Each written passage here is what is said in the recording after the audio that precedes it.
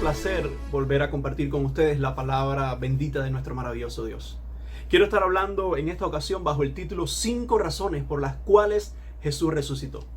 Les invito a buscar en 1 Corintios capítulo 15, versículos del 12 al 22. Y dice así la palabra del Señor. 1 Corintios 15, 12 al 22. Pero si se predica de Cristo que resucitó de los muertos, ¿cómo dicen algunos entre vosotros que no hay resurrección de muertos? Porque si no hay resurrección de muertos, tampoco Cristo resucitó. Y si Cristo no resucitó, vana es entonces nuestra predicación. Vana es también vuestra fe.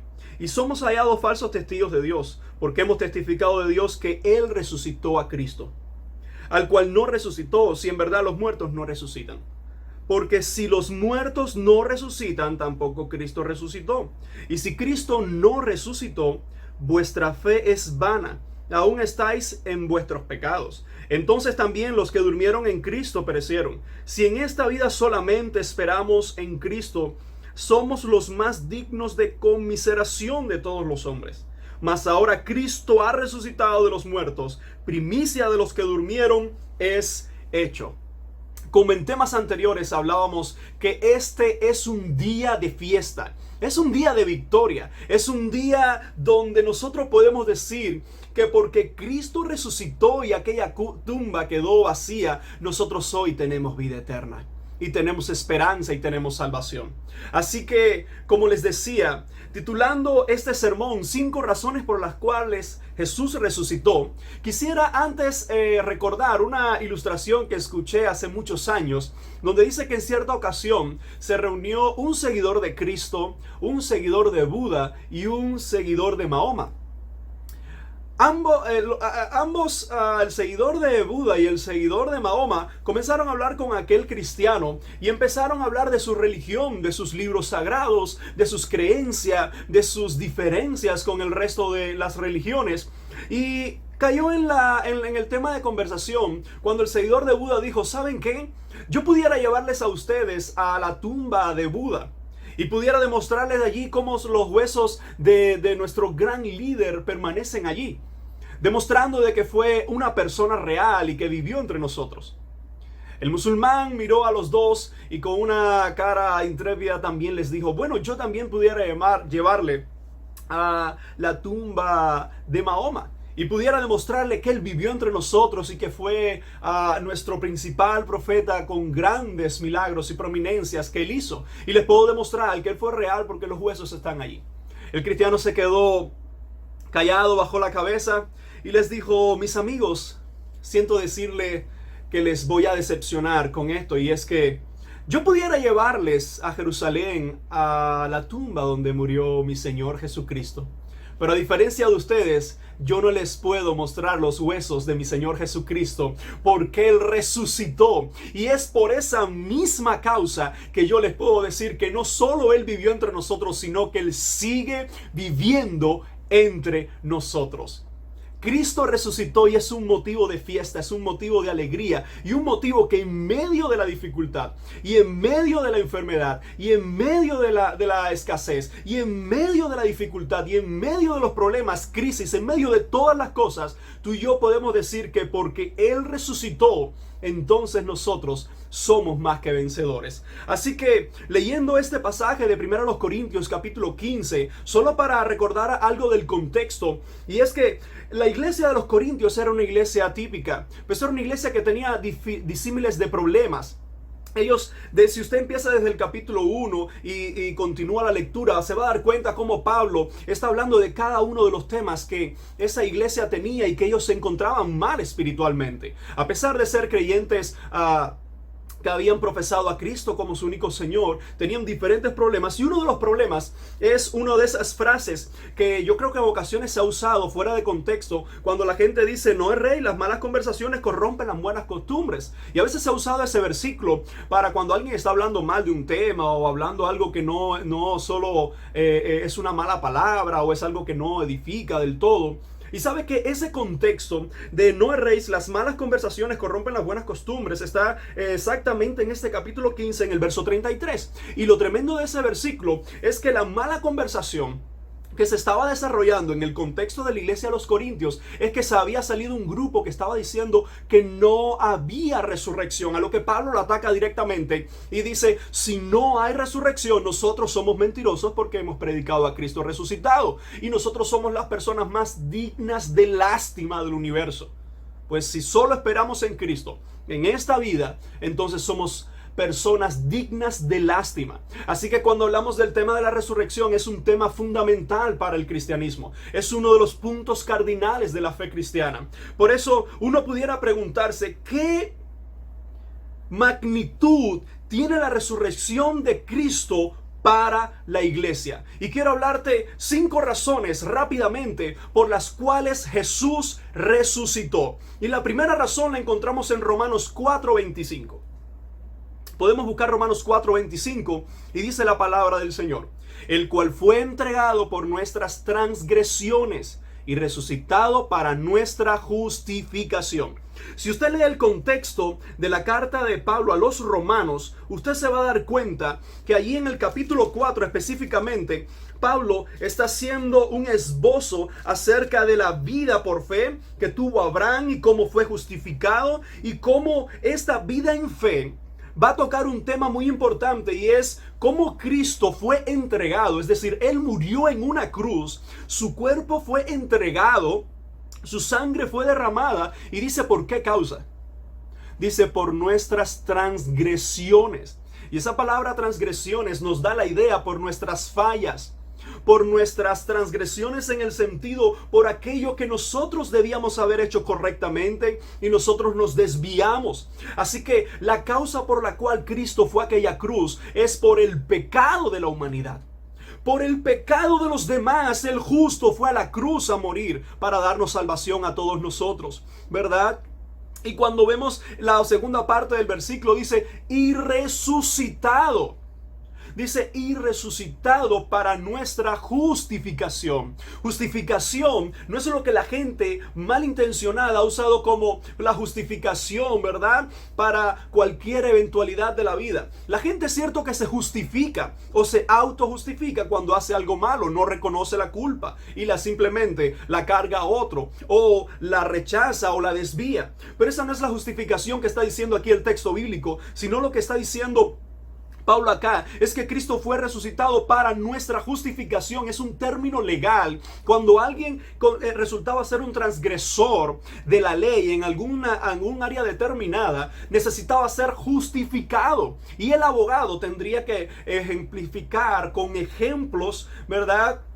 Tenía que ejemplificar con argumentos cómo esa persona defendida podía salir ileso de allí. Así que la justificación es algo que viene de Dios. Es algo que tú y yo recibimos solamente por la gracia del Padre. Es algo que viene a nuestras vidas por el reconocimiento de Jesucristo como Salvador y por el poder del Espíritu Santo. Así que en primer lugar, la primera razón que podemos ver por la cual Cristo resucitó fuera para justificarnos. Y solamente por la obra completa de Jesucristo es que nosotros tenemos justificación. Tú y yo no podemos presentarnos delante de Dios y simplemente demandarle cosas, como hay mucha gente que se declara y simplemente personas, es increíble cómo hay personas que le ordenan a Dios cosas, como personas que dicen yo te decreto, yo te proclamo, yo te ordeno. Escucha bien, tú estás hablando con el Rey del Universo, tú estás hablando con aquel que delante de su presencia el pecado no puede habitar, tú estás hablando con aquel que solo con el suspiro de su palabra puede incinerarte y desaparecerte de la faz de la tierra. Así que ten mucho cuidado cuando tú ordenas o proclamas o decretas, porque ese no es el Dios de la Biblia. El Dios de la Biblia es el que dice ven a mí. El Dios de la Biblia es el que dice humíllate ante mí. Y es entonces pídeme y yo te daré, ¿verdad? Pero no dice ordéname y yo simplemente te obedeceré. Ese es un Dios que no es el Dios de la Biblia, el que la gente se ha hecho. Eso es idolatría. Cuando la gente se hace un Dios de acuerdo a sus sentimientos y a sus cosas, ¿verdad? Y a sus necesidades, y no de acuerdo a cómo el mismo Dios se ha revelado. Así que la primera razón por la cual Jesús resucitó fue para justificarnos. no para que nosotros no autojustifiquemos. Segunda razón por la cual Jesús resucitó, y es para que andemos en vida nueva. Jesús resucitó para que andemos en vida nueva. Y seguimos leyendo ahí en la carta a los Romanos, pero ahora el capítulo 6, versículo 4. Y dice así la palabra de Dios: porque somos sepultados juntamente con Él, para muerte por el bautismo, a fin de que como Cristo resucitó de los muertos por la gloria del Padre, así también nosotros andemos en vida nueva. Si usted sigue leyendo Romanos, se va a dar cuenta que está hablando de cómo nosotros debemos morir al pecado, de cómo nosotros debemos sepultar el pecado, ¿verdad? Y cómo resucitamos en Cristo. Ahora, cuando se introduce el tema del bautismo, aunque muchas personas han hablado sobre diferentes obras de gracia, sobre diferentes bautismos, la Biblia sencillamente aquí está hablando en el término evangélico de dos tipos de bautismo.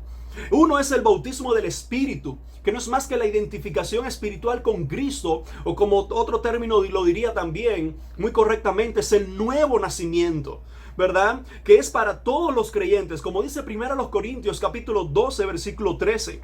Porque por un solo espíritu fuimos todos bautizados en un cuerpo, sean judíos o griegos, sean esclavos o libres, y a todos se nos dio a beber de un mismo espíritu. Así que en el momento de la conversión, en el momento que un alma se arrepiente de sus pecados y se entrega por completo a Jesucristo, ¿verdad? El Espíritu Santo de Dios viene sobre su vida y le bautiza y le sella, ¿verdad? Y le hace suyo, aunque sí está claro que la madurez es un proceso en la vida cristiana. Cuando usted viene a Cristo, usted empieza a crecer en la vida cristiana, en la vida nueva. Usted se va quitando del viejo hombre, de la antigua naturaleza, ¿verdad? De la naturaleza depravada y pecaminosa que hay en usted. Usted empieza a transformar su mente por el poder del Espíritu que lo hace en usted. Y cuando se habla del bautismo del Espíritu, es simplemente cómo somos identificados con Él cuando nos arrepentimos y creemos. Y el otro bautismo es una ordenanza del mismo Cristo, es el bautismo en agua. Ahora, entendamos que el bautismo en agua existía entre los hebreos. El bautismo en agua no lo diseñaron o lo inventaron los cristianos, sino que los hebreos tenían diferentes bautizos, que era el rito de iniciación, el rito de identificación con alguna ordenanza determinada. Ahora, lo interesante de esto es que cuando se habla del bautismo en agua, Juan bautizaba para arrepentimiento. Y él dice, cuando venga el Mesías, Él va a bautizar con fuego y espíritu. Así que ese bautismo, ¿verdad?, que ocurre en el creyente, es un bautismo milagroso y es espiritual, y ahora es representado por el bautismo en agua, que Cristo también ordenó. Y cuando Cristo da este mandato a sus discípulos, la pregunta es, ¿qué es andar en vida nueva? Es el testimonio de haber pasado de muerte espiritual a una persona salva que ahora vive por la sangre del Cordero, limpia, pura, ¿verdad? Y santamente. Así que cuando se habla de que hemos sido, ¿verdad?, resucitados en Cristo, ¿verdad?, que nosotros andamos en vida nueva, el propósito de Dios es que tu vida sea completamente diferente a como tú te desencadenabas y tú te desarrollabas antes de tú conocer a Cristo. Mire, si su vida hoy es igual que antes de conocer a Cristo, usted no es cristiano. Si usted sigue haciendo las mismas cosas, si usted sigue pensando de la misma manera, si usted sigue actuando de la misma manera que lo hacía antes de tener a Cristo, usted simplemente todavía es un perverso. Usted necesita nuevo nacimiento. Así que cuando vemos en las Escrituras que Cristo resucitó, es para que andemos en vida nueva. Hay algunos que dicen tener vida nueva, pero viven la vida vieja. Tengo un término para ese tipo de persona y es hipócritas.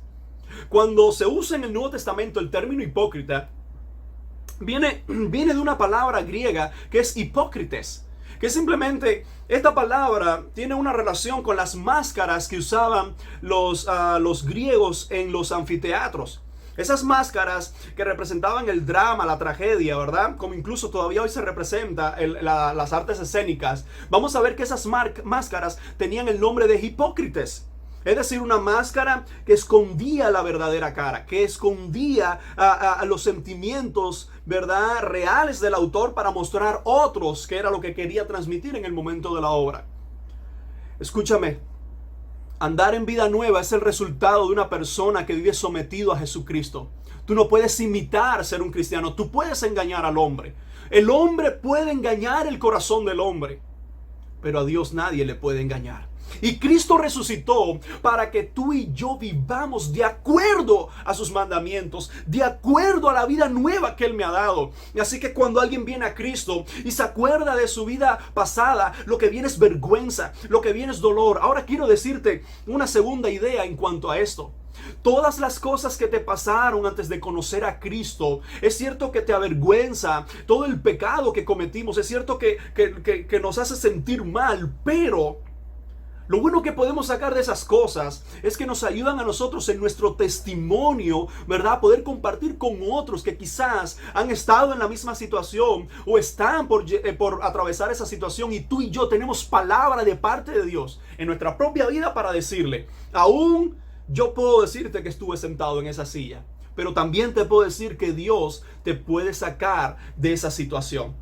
Así que Cristo resucitó para que andemos en vida nueva. Tercera razón por la cual Jesús resucitó: para sentarnos en los lugares celestiales con Él.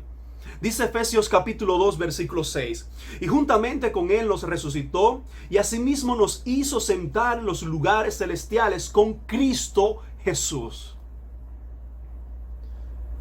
Dice que juntamente con Él nos resucitó y nos hizo sentar en los lugares celestiales con Cristo Jesús. Y tú puedes decir: pero pastor, yo ahora mismo estoy sentado frente al video, frente al teléfono, la laptop, y estoy viendo esta predicación. Yo no estoy sentado en los cielos. No es eso literalmente lo que está diciendo el texto, sino que Efesios estaba diciendo Pablo hace alrededor de 2000 años atrás, pero lo sigue diciendo hoy a la iglesia de Jesucristo, y es que juntamente con Él nosotros fuimos resucitados. ¿En qué sentido? En todo el sentido espiritual, de que hoy tú y yo podemos decir: ya yo no estoy muerto, ya hoy yo vivo en Jesucristo.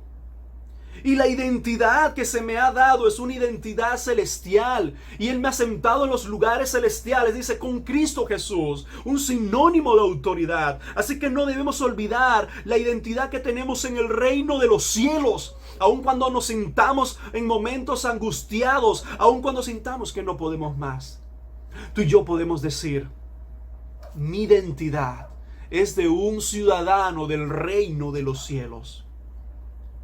En una ocasión cuenta la historia de un jovencito que fue adoptado desde bien pequeño y estaba con sus ropas harapientas. Y esta pareja lo recogió en la calle y lo llevó a su casa y les dio un nombre, les dio su apellido, les dio la enseñanza. Ellos le dieron a ese jovencito, le dieron un cuarto, le dieron todas los privilegios para como un hijo que lo habían adoptado. Pero ese jovencito tomó esa ropa con la que él estaba vestido, harapienta, y la guardó en un estuche de plástico, y lo tomó y lo puso en un rincón de su closet. Y el tiempo comenzó a pasar y él empezó a crecer, y ya cuando era un joven de unos 18 años aproximadamente, su madre adoptiva, quien la había tomado y la había recogido hacía muchos años atrás, descubrió limpiando su closet aquel estuche de plástico que estaba envuelta sus ropas harapientas de cuando lo recibieron. Ella comenzó a llorar y tomó el estuche, se lo dijo a su esposo, y ambos fueron entre enojados y tristes. Y cuando se enfrentaron al muchacho, le dijeron: te lo hemos dado todo, te hemos adoptado, tú eres nuestro hijo, pero solo dinos algo: ¿por qué sigues guardando esta ropa harapienta con la cual nosotros te recogimos? ¿Qué estás malagradecido? ¿O estás pensando regresar atrás? ¿O no nos has aceptado a nosotros como tus padres? El muchacho tomó la ropa de mano de su madre y le dijo: madre, esta ropa no la tengo porque esté malagradecido o porque esté pensando en regresar atrás. Esta ropa la dejo guardada todos los días de mi vida para recordar de dónde ustedes me sacaron, para recordar quién soy yo hoy y para recordar qué es sentirse como un hijo amado en una casa de bendición. Eso mismo ha hecho Dios con nosotros. Él nos ha sentado en los lugares celestiales. Y aun cuando nosotros estamos experimentando las bendiciones del reino celestial de Dios, podemos decir que en Cristo nosotros estamos seguros. Podemos decir que en Cristo nosotros hemos sido guardados y en Él están nuestras bendiciones, aun cuando pasamos por momentos difíciles, aun cuando pasamos por situaciones complicadas. Jesucristo resucitó para sentarnos en los lugares celestiales con Él. Cuarta razón por la cual Cristo resucitó: para que busquemos las cosas de arriba. Dice Colosenses 3, versículo 1. Si pues habéis resucitado con Cristo, buscad las cosas de arriba, donde está Cristo sentado a la diestra de Dios. Así que por una parte el texto nos dice que ya estamos sentados con Él en cuanto a la identidad que tenemos en el reino de Dios como reyes, sacerdotes. Y ahora nos dice que busquemos las cosas de arriba. Y fíjense cómo el texto dice, si pues habéis resucitado, y ese sí condicional en griego tiene una connotación más positiva, así que otras traducciones incluso también pudieran captar la idea de que ya que ustedes han resucitado, dándolo como un hecho, porque le está hablando a creyentes en Colosas, dice, ya que ustedes han resucitado, ahora viene el imperativo, dice, busquen las cosas de arriba. Pero ¿cómo se buscan las cosas de arriba? Usted diría, pastor. En ocasiones los predicadores nos encanta decir lo que hay que hacer, pero a veces necesitamos escuchar de la palabra de Dios cómo entonces lo hacemos. ¿Cómo buscamos las cosas de arriba? Primero, tiempo necesitamos para buscar. Hay gente que dice, no tengo tiempo para Dios. Qué interesante. Dios es el que te da la vida, el que te da la respiración, el que te da la familia, el que te da la fuerza para trabajar, el que te da la bendición de cada día poder levantarte, y aún así tú no tienes tiempo para el Dios que te lo ha dado todo.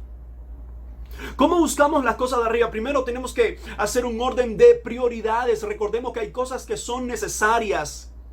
Hay cosas que son imprescindibles, pero las cosas que son prioridad en nuestras vidas son las que nos acercan más a Dios. A veces decimos, es que estoy buscando, no sé si escoger este trabajo, no sé si escoger con esta persona que me voy a casar. Escucha, cuando tú vas a tomar una decisión donde la Biblia no lo ha esclarecido, porque no es un término de pecado, sino qué trabajo tomar, o con quién me voy a casar, o qué hacer si esto o aquello, es una cosa trivial, en el sentido de que no está establecido como la Biblia dice sí sobre esto, dice no sobre esto. Tú te puedes hacer la pregunta, ¿esta decisión que voy a tomar me va a acercar más a Dios? ¿Esta decisión que va a tomar me va a alejar más de Dios? ¿Va a enriquecer mi vida espiritual? ¿Me va a ayudar a que la santidad de mi vida crezca? ¿Me va a ayudar, me va a afectar a la que la santidad de mi vida sea dañada en algún área? Así que en primer lugar, ¿cómo se buscan las cosas de arriba? Tiempo. En segundo lugar, es para buscar las cosas de arriba, ¿verdad? Nosotros debemos saber dónde buscar las cosas de arriba.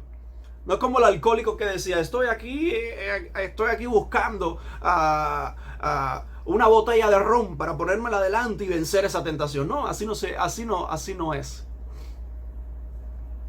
Uno tiene que saber dónde buscar las cosas de Dios. Uno tiene que saber que no es en el mundo, no es en la carnalidad donde se buscan las cosas de Dios. En tercer lugar, hay que tener voluntad sometida a Dios. Para buscarle cómo, buscar en oración. A veces decimos, yo quiero buscar más a Dios, pero ¿qué tiempo pasa hablando con Dios? A veces decimos, pero yo quiero acercarme más a Él, pero ¿cuándo fue la última vez que hiciste un ayuno? ¿Cuándo fue la última vez que te separaste en tu casa? ¿Cuándo fue la última vez que te separaste un tiempo a solas, tú y Dios, donde no hay nadie tirando una foto en las 10 posiciones? A veces la gente toma las redes sociales simplemente para dar una promoción de su vida espiritual. Eso a mí me da miedo. Porque cuando tú ves a alguien usando las redes sociales en oración, estoy ahora orando, una foto, llevo 10 horas en ayuno y oración. Dice la Biblia que tu Padre que ve en lo secreto te recompensa en lo público. Si tú en lo público buscas like, mucha gente dirá, te dará like, comentarios, oh aleluya, me has inspirado a orar más. pero el Padre no te dará la recompensa. Así como yo y mi esposa nos amamos y tenemos, ¿verdad?, nuestro tiempo de amor, de hablarnos, de acariciarle, decirle te amo y todas esas cosas, yo no tengo, ni quiero, ni debo, ni puedo mostrarle eso a la gente, porque eso es algo de la intimidad. Así que ¿cómo buscar las cosas de arriba si no oras, si no ayunas, si no haces vigilias, si no estudias la Biblia? Si no tienes compañerismo cristiano, si no te sometes al Espíritu de Dios. Hay personas que le encantan esos predicadores que adornan las palabras de tal manera que el pecado es tan suave y tan sutil que si fuese algo como medicina sería lo más aceptable y apetecible del mundo. Huye de esas personas. Huye de esas personas que simplemente inclinan tu vida a alejarte más de Dios y a no buscar las cosas de arriba. Y en cuarto lugar, ¿cómo buscar las cosas de arriba? Dejar de buscar las cosas de abajo. ¿Cómo vas a vencer la pornografía? ¿Cómo vas a vencer todo aquello que te aleja de Dios si lo sigues consumiendo, si lo sigues buscando? Es como cuando alguien ora, es cuando alguien tiene un momento de intimidad con Dios y sale de pronto a buscar entonces y a navegar en el internet a altas horas de la noche o a hacer las cosas que tú sabes que te llevan al camino del pecado. Buscar las cosas de arriba es fuerte. Buscar las cosas de arriba es difícil. ¿Sabes por qué? Porque vas en contra de ti mismo. Porque tu carne quiere descansar mientras tu espíritu dice puedes orar. Puedes hablar con Dios 2 horas más. Tu carne quiere pasar el tiempo solamente viendo una película de tu agrado cuando dices, pero ¿por qué no pasar horas leyendo la palabra de Dios? Una de las cosas que diferencia a un cristiano genuino de cualquier religioso hipócrita es que el cristiano genuino se deleita en sus tiempos de intimidad con Dios y no tiene que proclamarlo, ni tiene que buscar like ni me gusta de nadie. Es un cristiano que dice, Señor, gracias por el tiempo que tuvimos. Señor, gracias porque necesitaba ese tiempo de derramarme en tu presencia. Buscar las cosas de arriba significa negarte a ti mismo. Eso es buscar las cosas de arriba. Y en último lugar, la última razón que quiero compartir con usted por la cual Jesús resucitó, para que Dios sea glorificado. Dice 1 Timoteo 1, 15, 17. Palabra fiel y digna de ser recibida por todos, que Cristo Jesús vino al mundo para salvar a los pecadores, de los cuales yo soy el primero. Pero por esto fui recibido misericordia, para que Jesucristo mostrase en mí, el primero, toda su clemencia, para ejemplo de los que habrían de creer en Él para vida eterna. Por tanto, al Rey de los siglos, inmortal, invisible, al único y sabio Dios, sea honor y gloria por los siglos de los siglos. Amén. Una de las frases que marcó la historia de la Reforma es Soli Deo Gloria. Solo a Dios la gloria. Cuando usted ve gente que solo busca la gloria para sí, cuando usted ve predicadores, pastores, ¿verdad?, creyentes que lo que buscan es la alabanza para sí, son personas que simplemente no están buscando la gloria de Dios. Cristo resucitó para que en todo el Padre fuese glorificado. Y yo te hago esta pregunta a ti: ¿es Soli Deo Gloria un lema para tu vida? Lo que haces, lo que dices, lo que piensas, el cómo te proyectas en la vida, el cómo hablas en la vida, lo que publicas, lo que lees, lo que consumes, glorifica a Dios. Esa es la razón por la cual fuimos creados, para darle toda la gloria al Rey del universo. Así que cuando Pablo está diciendo a Timoteo, dice, por tanto, al Rey de los siglos, inmortal, invisible, al único y sabio Dios, sea honor y gloria por los siglos de los siglos. Aleluya. Jesucristo resucitó. Y la razón por la cual tú y yo existimos en esta tierra es para que a través de nuestra vida Dios sea glorificado. Quiero que pienses conmigo. Mi vida glorifica a Dios. Tu vida glorifica a Dios. Piensa por un momento. Si hablamos de un día tan maravilloso de la resurrección, ¿tu vida hoy glorifica a Dios?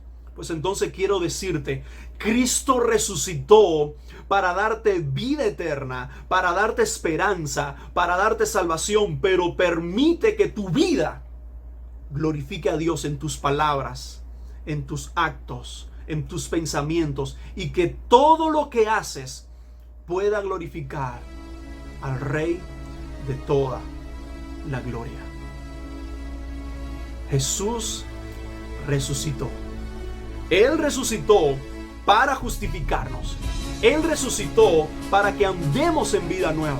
Él resucitó para sentarnos en los lugares celestiales con Él. Él resucitó para que busquemos las cosas de arriba. Y Él resucitó para que Dios sea glorificado. La pregunta es, ¿vives tú esa resurrección? Que el Señor siga bendiciendo tu vida.